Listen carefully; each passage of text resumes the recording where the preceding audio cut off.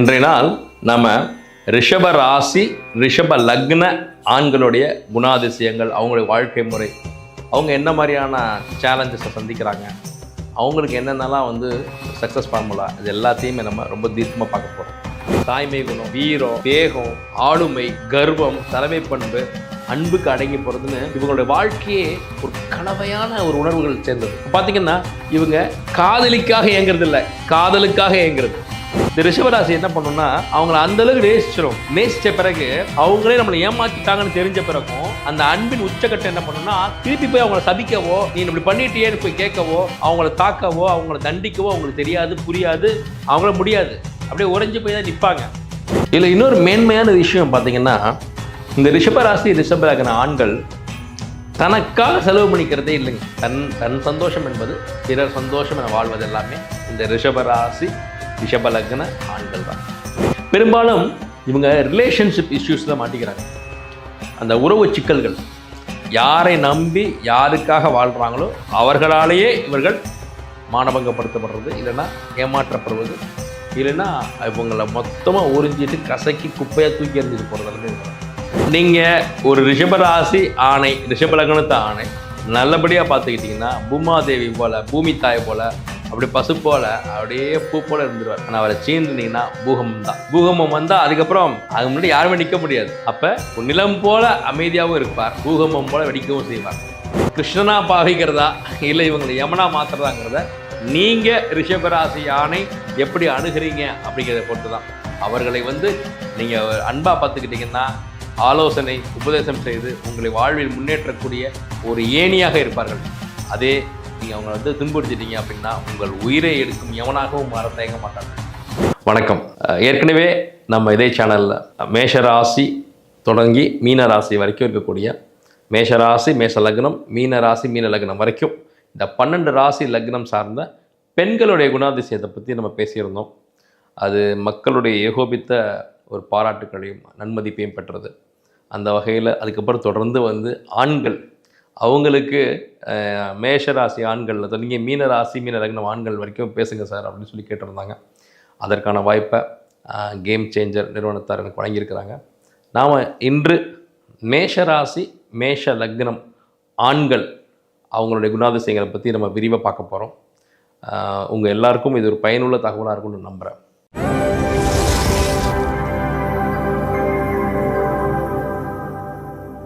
இன்றைய நாள் நம்ம ரிஷப ராசி ரிஷப லக்ன ஆண்களுடைய குணாதிசயங்கள், அவங்களுடைய வாழ்க்கை முறை, அவங்க என்ன மாதிரியான சேலஞ்சஸை சந்திக்கிறாங்க, அவங்களுக்கு என்னென்னலாம் ஒரு சக்ஸஸ் ஃபார்முலா, இது எல்லாத்தையுமே நம்ம ரொம்ப தீர்க்கமாக பார்க்க போகிறோம். இப்போ ரிஷபம் அப்படிங்கிறப்ப அதோடைய சிம்பிள் பார்த்திங்கன்னா ஒரு காளமாடு. அப்போது அவர்கள் அன்புக்கு அன்பு, மூர்க்கத்துக்கு மூர்க்கம். இப்போ ஒரு கோயில் மாடு பார்த்திங்கன்னா, ஒரு காளமாடு பார்த்திங்கன்னா தன்னுடைய ஓனர்கிட்ட பசு போல் இருக்கும். அதே தன்னை யாராவது சீண்டுனாங்கன்னா தான் கோவப்படும். இப்போது நிறைய ஊர்களில் பார்த்திங்கன்னா நம்ம கிராமப்புறங்களில் பார்க்க முடியும். கோயில் காளைன்னு சொல்லுவாங்க. அதுக்கு அது அப்படியே ஒரு ஓரமாக படுத்திருக்கும். அது மேலே ஏறி குழந்தைகள் விளையாடுவாங்க. அது அப்படியே அமைதியாக இருக்கும். பார்க்குற நமக்கு பயமாக இருக்கும். ஐயோ, அது ஜல்லிக்கட்டு காளையாச்சு, அது கோயில் காளையாச்சு, மதன்னு அப்படியே ஊருக்குள்ளே திரியுமே, இப்படி குழந்தைகள்லாம் அதை ஏறி கொம்பில் பிடிச்சி விளையாடிக்கிட்டு இருக்காங்களே, அது மேலே ஏறி படுத்துக்கிட்டு உருண்டுக்கிட்டு இருக்காங்களே, திடீர்னு கோவப்பட்டால் என்ன ஆகுறதுன்னா கடைசி வரைக்கும் அது கோவமே படாது. அதை என்ஜாய் பண்ணிட்டு அப்படியே படுத்து கிடக்குங்க. அதே போல் சும்மா தெருவுக்குள்ளே போகும், எங்கேயாவது அந்த தண்ணி வச்சுருப்பா, குழுவாடி தண்ணின்னு சொல்லுவாங்க, அதில் அது பாட்டு சாப்பிட்டு போயிடும். ஒரு கடவுள் மாதிரி பார்ப்பாங்க. இங்கே யாராவது அதை சீண்டுனா மட்டும்தான் குடலை உருவி போகிற அளவுக்கு மூர்க்கமான ஒரு மிருகம் அது. அப்போது இதே குணாதிசயங்கள் தான் இந்த ரிஷபராசி ஆண்கள், ரிஷப லக்ன ஆண்கள்ட்டையும் இருக்கும். நீங்கள் அப்படியே அந்த சிம்பிளை வச்சே நீங்கள் அப்படியே அந்த மனிதர்களுடைய குணாதிசயங்களை பொருத்தி பார்த்தீங்கன்னா துல்லியமாக இருக்கும். நமக்கு ரொம்ப ஆச்சரியமாக இருக்கும். இந்த கமெண்ட்ஸ்லேயே நீங்கள் தெரிவிங்களேன். அப்போ இவர்களுக்கு ஒரு பொதி சுமக்கக்கூடிய ஒரு மாடு தான் இவங்க. குடும்ப பாரத்தை ஒரு பொதி போல் இவங்க சுமப்பாங்க. சுமக்கிறது குடும்பத்துக்காக அப்படிங்கிறத மட்டும் உணர்வாங்க. அதனால் அந்த சுமை கூட அவங்களுக்கு சுகமான சுமையாக தான் இருக்கும். ஆனால் கடைசி வரைக்கும் இவர்கள் சுமந்து கொண்டே தான் இருக்கிறாங்க. அவங்களுடைய சுமையை, அவங்களுடைய தியாகத்தை அவங்க குடும்பத்தாரோ இல்லை அவர்களோ பயணிக்கக்கூடியவர்களோ ஒருபோதும் உணர்வதே இல்லை. அதாவது எப்படின்னா, இவன் தான் சுமக்கிறான்ல, சுமக்கட்டுமே, இவனுக்கு அதுதான் பிரச்சனை இல்லை போல் அப்படின்னு விட்டுடுவாங்க. அப்போ ஏதோ ஒரு காலகட்டத்தில் நாம் இவ்வளோ தூரம் இந்த பாரத்தை சுமக்கிறோமே, இதுக்காக இந்த தியாகத்தை நினச்சி ஒருத்தர் கூட அதுக்கு அங்கீகாரமோ, நீ இப்படி சுமக்கிறியப்பா உன்னால தான் நாங்கள் சந்தோஷமாக இருக்கோன்னு கூட சொல்ல மாட்டேங்கிறாங்களேன்ற அந்த ஒரு ஏக்கத்தையோ அந்த ஒரு கவலையோ படாத ரிஷபராசி ரிஷப லக்ன ஆண்களே இல்லை எனலாம். இதில் பார்த்தீங்கன்னா ரிஷபத்தில் பார்த்தீங்கன்னா கிருத்திகை அப்படிங்கிற சூரியனோட நட்சத்திரம் இருக்குது, ரோஹிணி அப்படிங்கிற சந்திரன் நட்சத்திரம் இருக்குது, மிருகஷீரிடம் அப்படிங்கிற செவ்வாய் நட்சத்திரம் இருக்குது. ஒரு ராசிக்குள்ளே இருக்கக்கூடிய நட்சத்திரங்களோட குணாதிசயங்கள் எல்லாமே அப்படியே அந்த ராசியில் இருக்கிற ஆட்களுக்கு இருக்கும்ன்றதை நீங்கள் புரிஞ்சுக்கணும். இப்போ நீங்கள் கிருத்திகைன்னு எடுத்துக்கிட்டிங்கன்னா சூரியனுடைய நட்சத்திரம். இப்போ சூரிய நட்சத்திரங்கிறப்ப இவங்களுக்கு தலைமை பண்பு கண்டிப்பாக இருக்கும். ஒரு விஷயத்தை எடுத்தோம்னா அதை எப்படி கரெக்டாக செஞ்சு முடிக்கணும், 1000 தடைகள் வந்தாலும் அதை நம்ம வந்து அந்த தடைகளை கடந்து நம்ம செஞ்சு முடிச்சிடணும் அப்படிங்கிற அந்த குணாதிசயம் இருக்கும். மானம், ரோஷம், மரியாதை இதெல்லாமே இருக்கும். ஆனால் இந்த மான, ரோஷம், மரியாதையை அப்படியே இழக்கக்கூடியது எங்கன்னா அன்பு. இங்கே ரோஹிணிங்கிற சந்திரன் தாய்மை, சந்திரனாலே தாய். அப்போ இவங்கள்ட்ட தாய்மை குணம் இருக்கும். இந்த உச்சக்கட்ட வெப்பத்தை தண்ணி தெளித்து ஆஃப் பண்ணுறது. நீரும் நெருப்புமே ஒன்றா இருக்குது பாருங்கள். சந்திரன் தான் நீர், அங்கே ரோஹிணி இருக்குது, நெருப்பு தான் சூரியன், அங்கே கிருத்திகை இருக்குது, ரெண்டும் ஒன்றா இருக்குது பாருங்களேன். அதுதான் இந்த ரிஷபராசி ரிஷப லக்னத்தினுடைய வரமும் அதுதான், சாபமும் அதுதான். மிருகஷீரிடுங்கிறப்ப செவ்வா, வீரம், வேகம், போர்க்குணம், வைராகியம். அதாவது வைராகியம் அப்படிங்கிற வார்த்தைக்கு பெயர் போனதே இந்த ரிஷபம் தான். பண்ணுறோம், எப்படியோ பண்ணுறோம், ஆனால் பண்ணி முடிக்கிறோம் அப்படிங்கிற அந்த வேகமும் வைராகியமும் வீரமும் இருக்கும். அப்போ இது ஒரு அழகான காம்பினேஷன். தாய்மை குணம், வீரம், வேகம், ஆளுமை, கர்வம், தலைமை பண்பு, அன்புக்கு அடங்கி போகிறதுன்னு இவங்களுடைய வாழ்க்கையே ஒரு கலவையான ஒரு உணர்வுகள் சேர்ந்தது. இப்போ பார்த்தீங்கன்னா இவங்க காதலிக்காக ஏங்குறது இல்லை, காதலுக்காக ஏங்குறது. புரியுதுங்களா? அப்போ ஒரு நல்ல கேர்ள் ஃப்ரெண்ட் இவங்களுக்கு அமைச்சிட்டாங்க அப்படின்னா, நல்ல ஒரு அன்பு கிடச்சிருச்சு, நல்ல ஒரு காதல் கிடச்சிருச்சு அப்படின்னா சரண்டர். இது பல நேரங்களில் நான் எல்லாரையும் குறிப்பிட்டு சொல்ல விரும்பலை, பட் நீங்கள் கமெண்ட்ஸில் தெரிவிங்க. ரிஷபராசி ரிஷப லக்ன ஆண்கள் இதை நீங்கள் கண்டிப்பாக பெரும்பான்மை 80% மேற்பட்ட ரிஷபராசி ரிஷப லக்ன ஆண்கள் இதை அனுபவிச்சிருப்பீங்க. உங்களுக்கு ஒரு காதலி அமைஞ்சிருப்பாங்க, அந்த காதலியை உங்களுக்கு பிடிச்சிரும், அவங்க அன்பு உங்களுக்கு கிடச்சிரும். அதன் பிறகு அவங்களுக்காக நீங்கள் என்ன வேணால் செய்ய துணிஞ்சிருப்பீங்க. அவங்களும் பார்த்திங்கன்னா உங்கள் அன்பை நல்லா பயன்படுத்தியிருப்பாங்க.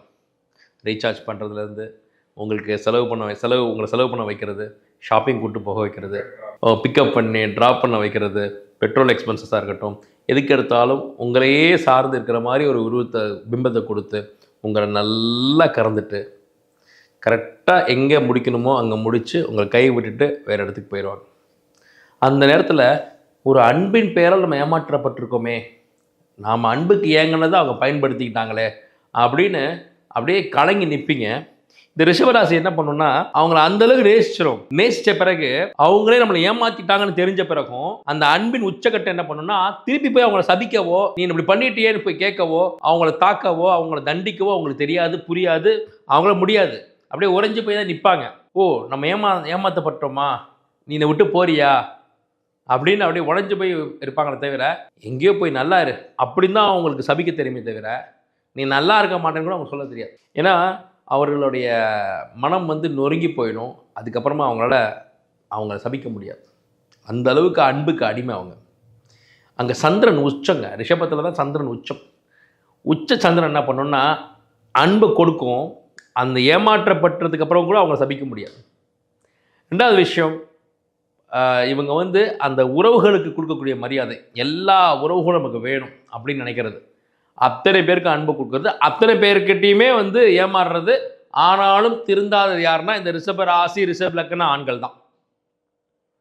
அதே போல் இவர்கள்கிட்ட அவசரப்பட்டு முடிவெடுத்து அதனால் நஷ்டப்படுறது. ஒருத்தரை வந்து அவமானப்படுத்திட்டாங்கன்னா அங்கே இருக்கக்கூடிய அந்த கிருத்திகை வந்து என்ன பண்ணணும்னா இவங்களை சொல்லுன்னு கோவப்பட வைக்கும். என்ன அவமானப்படுத்திட்டியா, இரு நான் என்ன பண்ணுறேன் பார் அப்படின்னு சொல்லி கொஞ்சம் ஆத்திரப்பட்டு ஒரு முடிவு எடுத்து அதனால் இவர்கள் வந்து நஷ்டப்படுறது. இந்த இடத்துல ரிஷபராசி ரிஷப லக்ன ஆண்கள் தெரிஞ்சுக்க வேண்டிய ஒரு விஷயம், உங்களை உணர்ச்சி வசப்பட வைக்கிறாங்களா, உணர்ச்சி வசப்பட்டுட்டீங்க, ஓகே, அதுக்கு நீங்கள் ரெமடியாக நீங்கள் ஒன்று செய்ய போகிறீங்கள்ல, அதுக்கு முன்னாடியாவது ஆழமாக அமைதியாக நிதானமாக ஒன்றை யோசித்து அதன் பிறகு நீங்கள் செயல்படும் போது நீங்கள் யாருக்காக அந்த வெற்றியை நோக்கிய பயணத்தில் ஈடுபடுறீங்களோ அந்த வெற்றி பயணம் நல்ல ஒரு தீர்க்கமான பயணமாக உங்களுக்கு இறுதியில் நீங்கள் ஆசைப்பட்ட வெற்றியை யார் முன்னாடி வாழ்ந்து காட்டணுன்றக்கா அந்த பயணத்தை தொடங்குனீங்களோ அது உங்களுக்கு கைவசப்படும். நீங்கள் ஒரு உணர்ச்சி வசத்தில் படும்போது நீங்கள் அந்த இடத்துல நிதானமாக முடிவு எடுத்துட்டீங்கன்னா உங்களுக்குள்ளே இருக்கக்கூடிய அந்த வைராக்கியம் வேலை செய்யும். இதில் இன்னொரு மேன்மையான விஷயம் பார்த்தீங்கன்னா, இந்த ரிஷபராசி ரிஷபலக்ன ஆண்கள் தனக்காக செலவு பண்ணிக்கிறதே இல்லைங்க. தன்னை சார்ந்தவர்களுக்காக, தன் குடும்பத்தாருக்காக, தன் குழந்தைகளுக்காக, தன் மனைவிக்காக, தன் அண்ணன் தம்பிக்காக, தன் தாய் தந்தைக்காக தான் அவங்க எல்லா வேலையும் பண்ணுறது. அது இவர்கள் ரொம்ப ஒரு உழைச்சி மாடாக தேயக்கூடிய ஒரு இடத்துல இருப்பாங்க, பொதி சுமந்துக்கிட்டு இருப்பாங்க. ஆனால் இவர்கள் எது சந்தோஷம்னா, நம்ம குழந்தை நல்ல பெரிய ஸ்கூலில் ரொம்ப பெரிய இடத்துல படிக்குது, அழகாக யூனிஃபார்ம் போட்டுட்டு ஷூ போட்டுட்டு போகுது அப்படிங்கிறத பார்க்குறது. தன் மனைவி ஒரு ஃபங்க்ஷனுக்கு கௌரவமாக போகிறாங்க, பட்டு புடவை உடுத்திருக்காங்க, நகை உடுத்திருக்காங்க, பார்க்கறதுக்கு பயங்கரமாக ரிச்சாக இருக்காங்க. தன்னுடைய தாய் தந்தை நல்ல ஒரு மெடிக்கல் எக்ஸ்பென்சஸ்லாம் செய்யக்கூடிய இடத்துல நல்ல சௌகரியமாக அடிக்கடி ஒரு ஃபுல் மெடிக்கல் செக்கப் பண்ணிவிட்டு ஆரோக்கியமாக இருக்கிறாங்க. தன்னுடைய தங்கச்சி ஒரு நல்ல இடத்துல நம்ம கட்டி கொடுத்துருக்கோம், நிறைய நகை போட்டு கொடுத்துருக்கோம். தன் தம்பியை ஒரு ஃபாரின் அனுப்பி வச்சுருக்கோம், எங்கள் அண்ணனுக்கு நான் ஒரு உதவி பண்ணியிருக்கேன், என் அண்ணன் பிள்ளைங்க நல்லா இருக்குது இப்படின்னு இவங்களை சுற்றி இருக்கிறவங்கெல்லாம் தன்னால் நல்லா இருக்காங்க. நாம் அவங்களை அது பண்ணியிருக்கோம், இவங்களுக்கு இது பண்ணியிருக்கோம், அவங்கள பெரிய இடத்த சேர்த்துருக்கோம் அப்படின்னு இவங்களால், இவங்க முயற்சினால், இவங்களுடைய பணத்தினால, இவங்க உழைப்புனால மற்றவங்க நல்லா இருப்பாங்கல்ல, அதை பார்த்து இவங்க சந்தோஷப்படுவாங்க. அதுக்குண்டான செலவுகள், அதற்குண்டான இஎம்ஐ, அதற்குண்டான அத்தனை வட்டி கடை எல்லாத்தையும் இவங்க கட்டி இழுத்துக்கிட்டு இருப்பாங்க. நீங்கள் ஒரு ரிஷபராசி ரிஷபலக்ன ஆண்கள்கிட்ட கேட்டிங்கன்னா, உங்களுக்கு என்ன, உங்கள் வாழ்க்கையில் என்ன சந்தோஷமாக இருக்குன்னா, நான் நல்லா சட்டை போட்டிருக்கேன், நல்லா பேண்ட்டு போட்டிருக்கேன், அந்த விஷயத்த அவங்களுக்கு அது இருக்காது. எங்கள் அண்ணன் அங்கே இருக்கார், நான் அவருக்கு ஃபாரின் போகிறதுக்கு நான் தான் பணம் கட்டினேன், என் தங்கச்சியை இத்தனை பவுன் நகை போட்டு நான் கட்டி கொடுத்தேன், எங்கள் பிள்ளைங்களை பெரிய ஸ்கூலில் படிக்க வச்சுருக்கேன், என் ஒய்ஃப் பற்றி உங்களுக்கு தெரியாத, ஐயோ அவளுக்கு கேட்டதெல்லாம் வாங்கி கொடுத்துருக்கேன், போன மாதம் கூட ஏசி கேட்டாங்க, ஒன்றே ஏசி வாங்கி போட்டேன். இவர் வெயிலில் ஒரு ஆட்டோ ஓட்டிகிட்டு இருப்பார், இவ்வளோ பெரிய விஷயம். இவர் எங்கேயாவது மார்க்கெட்டிங்கில் இருப்பார், ஏன்னா அங்கே சந்திரன் உச்சன்றப்ப எங்கேயாவது பயணம் பண்ணிக்கிட்டு இருக்கக்கூடிய வேலைகளில் தான் பெரும்பாலும் இந்த ரிஷபராசிக்கு ஆட்கள் இருப்பாங்க, ஆண்கள். அப்போ இவங்க வெயிலையும் மழையில சுற்றிக்கிட்டு இருப்பாங்க. இவங்களுடைய குடும்பத்தார் சௌகரியமாக வீட்டில் இருக்கக்கூடிய அத்தனை ஏற்பாடுகளும் செஞ்சு வச்சுருப்பார். ஒரு ஏசி வாங்கியிருப்பாங்க, அந்த ஏசியில் அவர் அந்த அனுபவிச்சிருக்க மாட்டார். ஒரு ஃப்ரிட்ஜ் வாங்கியிருப்பாங்க, அதில் ஒரு ஐஸ் வாட்டர் வச்சு எடுத்து குடிச்சிருக்க மாட்டார். ஏன்னா வீட்டில் இருக்க மாட்டார், அவங்க வீட்டில் இருக்கிறது சந்தோஷமாக இருக்காங்க, அதுதான் சந்தோஷம். தன் சந்தோஷம் என்பது பிறர் சந்தோஷம் என வாழ்வது எல்லாமே இந்த ரிஷபராசி ரிஷபலக்ன ஆண்கள் தான். பெரும்பாலும் இவங்க ரிலேஷன்ஷிப் இஷ்யூஸில் மாட்டிக்கிறாங்க. அந்த உறவு சிக்கல்கள், யாரை நம்பி யாருக்காக வாழ்கிறாங்களோ அவர்களாலேயே இவர்கள் மானபங்கப்படுத்தப்படுறது, இல்லைன்னா ஏமாற்றப்படுவது, இல்லைன்னா இவங்களை மொத்தமாக உறிஞ்சிட்டு கசக்கி குப்பையாக தூக்கி எறிஞ்சிட்டு போகிறது எல்லாமே இவங்க தான். இதில் இன்னொரு முக்கியமான விஷயம், இவர்களுக்கு குரு சாபம். இவர்களுக்குன்னு ஒரு சிறந்த குருவே அமைவதே இல்லை என்பதுதான் உண்மை. ஏன்னா இவங்க ரொம்ப குரு பற்று உள்ளவங்க. இந்த குரு பற்றே என்ன ஆகிடும்னா, நல்ல சிஷியனாக இருக்கானே, இவனுக்கு நம்ம எல்லாத்தையும் சொல்லிக் கொடுத்துட்டா இவன் எதுக்கு நம்மளை விட்டு போயிடுவானே, இப்போ நமக்கு சிஷியனாகவே இருக்கட்டும்ன்ற அளவு தான் அவரோட குரு அமைவார். அப்போ இவங்களுக்கு இயல்பிலே ஒரு குரு சாபம் இருக்கிறது. அந்த குரு சாபம் என்ன பண்ணுது, இவர்களுக்கு முழுதையும் கற்றுக் கொடுக்கக்கூடிய ஒரு நல்ல குரு அமைவதே இல்லை. இவர்கள் கடைசி வரைக்கும் இவர்களே முட்டி மோதி தான் ஒரு விஷயத்தை கற்றுக்கிட்டு அவங்க மேலே வரக்கூடிய அமைப்பு தான் இருக்கிறத விட, இவங்களுக்கு ஒரு காட் ஃபாதரோ, இவங்களுக்கு ஒரு நல்ல கைடோ, நல்ல ஒரு ஃபிலாசபரோ, நல்ல ஒரு சப்போர்ட் சிஸ்டத்தில் கொடுக்கக்கூடிய ஒரு குருமார் இவர்களுக்கு கிடைப்பதே இல்லை. இந்த ரிஷபராசி ரிஷபலக்னத்தை பொறுத்த வரைக்கும் குரு சாபம் அப்படின்னா, அப்போ இவங்க சுயம்புலிங்கமாக தான் வர்றாங்க. இவங்க சரி பரவாயில்ல, நமக்கு குரு அமையலை என்ன ஒரு ஏகலைவனை போல் நாம் எம்மளே முட்டி மோதி கற்றுக்கிட்டு இந்த கலைகளில் நம்ம உயர் பதவி அடைஞ்சே ஆகணுன்ட்டு இன்றளவும் அந்த ஆயக்கலைகள் 64 அந்த மாதிரி எந்த துறைகளிலுமே மேலே வரக்கூடிய இந்த ரிஷபராசி ரிஷபலக்ன ஆண்கள் பார்த்திங்கன்னா தன்னை தானே செதுக்கிய ஒரு சிற்பிகளாக தான் இருக்கிறாங்களே தவிர அவர்களுக்கு நல்ல ஒரு மென்டாரோ நல்ல ஒரு கைடோ அமைறதில்லை. இவர்களுக்கு இவரே மென்டார், இவர்களுக்கு இவரே கைட், அதாவது ட்ரையல் அண்ட் எரர். இவங்க வாழ்க்கையே பரிசோதனை முயற்சியாக ஒரு சோதனை கூடமாக தான் வாழ்ந்துக்கிட்டு இருக்காங்க. அதை தப்பும் தவறும் செய்து அதில் கஷ்டமும் நஷ்டமும் வச்சு இதுதான்டா பாதை, இதுதான் சரியான முயற்சி, இதுதான் சரியான வழிங்கிற தனக்குத்தானே ஒரு வழியை போட்டு அதில் பயணித்து அதில் சிம்மாசனத்தை அடைஞ்சு அதில் உச்சத்தை அடைகிறதுனால இவர்களுக்கு வந்து பேஸ்மெண்ட் ஸ்ட்ராங் ஆகிடுது. இங்கே எங்கே தப்பு நடக்கும், எங்கே நஷ்டம் நடக்கும்னு எல்லாத்தையும் பட்டு பட்டு பட்டு அனுபவிச்சு அப்படியே விழுப்புண்களோட அந்த பாதையில் பயணித்து இங்கே தான் குழி இருக்குது, இங்கே தான் வந்து விழுவோம், இங்கே தான் எழுவோம்ன்றத வந்து அப்படியே அனுபவ பாடங்களாகவே கற்று பட்டறிவாகவே பட்டு திருந்தி, அதாவது நெருப்புன்னா சுடுங்கிறத அனுபவித்து மேலே வர்றவங்க எல்லாருமே இந்த ரிஷப ராசி ரிஷப லக்ன ஆண்கள் தான். இவர்களுக்கு துணையாக, இவர்களுக்கு உறுதுணையாக இவர் சொல்லித்தரதுக்கு யாருமே இருப்பதில்லை. தனக்குத்தானே குரு, தனக்குத்தானே ஆசான். ரிஷபம் அப்படிங்கிறப்போ அது ஒரு நிலராசி. நிலங்கிறது பூமாதேவி, அப்போ பசு போல பூமாதேவி.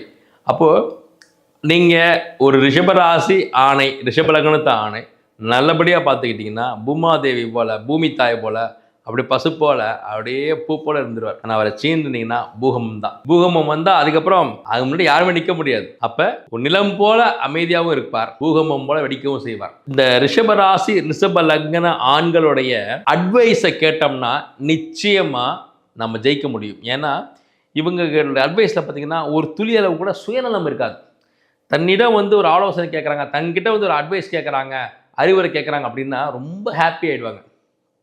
ஏதோ அவங்களுக்கு மிகப்பெரிய ஒரு கிரீடம் வந்த மாதிரி ஆகிடும்.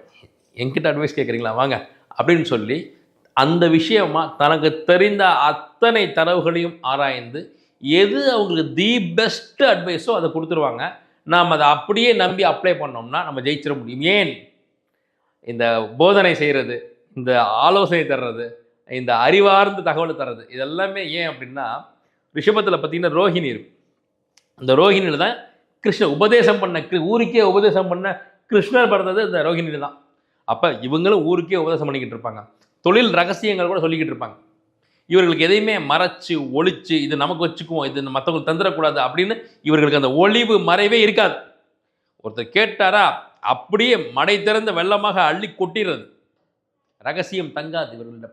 இவங்ககிட்ட ஒருத்தர் நம்பி வந்துட்டா அவங்களுக்கு சொல்ல வேண்டியது அத்தனையும் அந்த சரஸ்வதி கலாச்சாரத்தை சொல்லி முடிச்சிருவாங்க.